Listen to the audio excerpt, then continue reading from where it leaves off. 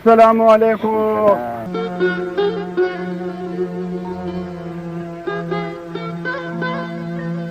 څنګه چل یار خی پیسو ته مې لږ غونډه کې ضرورت دی. پیسې را سره خلاصې شوي دي او بیا به یې دله درکړم. ته ما درالې ته زما نه پیسې غواړې ما سره څه دي ته ورته ورکړه. ته خو راله راکړه که نه یار. زه خو تا ته راغلم یاره دا وختي راسې ما ته سره خوږې خوږې خبرې کولې. ته ما ته راغلې ما سره خو ځان نه پیسې نشته یار. ته خو خان راوچاله ورشه زه خو راوچاله تمه خو په تا باندې مېړه وسوځېدو. ته هغه له ورشه هغه بل څه چلو کړي. اوهو راوید شاله زه ځم راوید شاله صحیح ده. زه د ورشه هغه بل څه چلو کړي پوه شوې.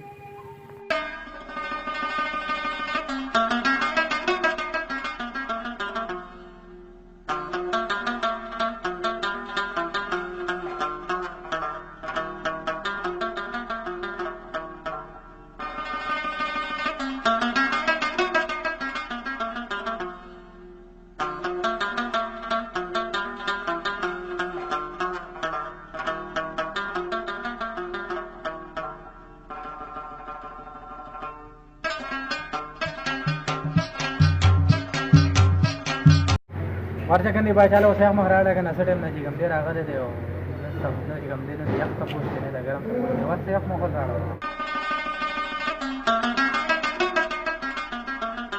وای کنه نصیب بچا څنګه درا پیښ کړی دا چتا زه د نوي ښار تنظیم جنرال سیکرټري ما او د پیسو دپاره راغلی ما.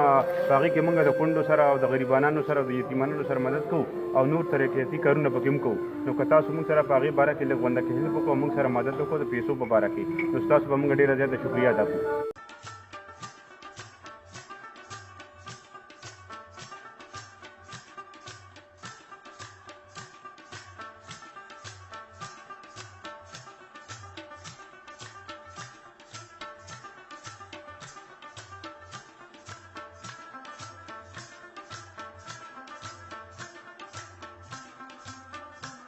وای کنه باچا ته چې کوم دی څومره پیسې پکار چې ستاسو څومره وس کېږي هغه عمره موږ سره مدد وکړئ.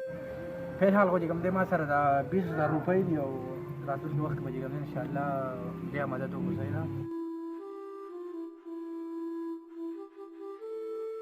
ستا ډېره ډېره شکریه راوید شاه بچا چې تا موږ سره پوره 100,000 روپۍ په نوي ښار تنظیم کې مدد وکړو.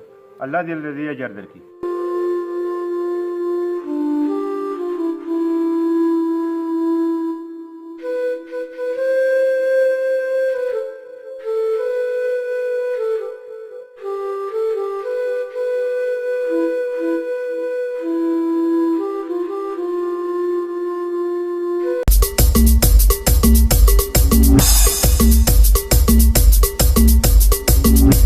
Editing Anwar Zameen Armani.